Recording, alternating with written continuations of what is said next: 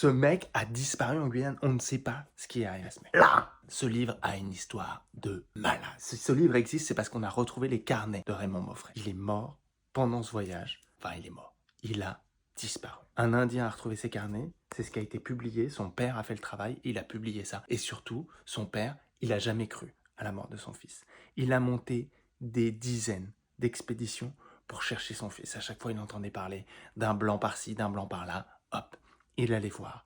Et toujours, le mystère s'épaississait. Où était son fils? Qu'est-ce qui lui est arrivé? Il est parti avec son chien pour traverser la Guyane et il a disparu. Les carnets, c'est tout ce qu'on a retrouvé. Raymond Moffret, aventure en Guyane. David Wan, Squam Island. C'est l'histoire d'un daron qui va partir avec son fils en Alaska. Il pense que son fils, il a besoin de s'endurcir, qu'il a besoin de devenir un vrai homme. Donc il va l'emmener avec lui en Alaska, vivre dans des conditions extrêmes. Ils vont devoir se nourrir, trouver de la nourriture, se chauffer, etc. Dans des conditions extrêmement hostiles. Tout ça pour endurcir son fils. Sauf que ce mec, eh bien, il sait rien faire. Il n'est pas du tout un aventurier. Hyper bien, hyper cool, hyper bien écrit. Édition Gaimeister, on adore, ils ont toujours des bouquins de dingue.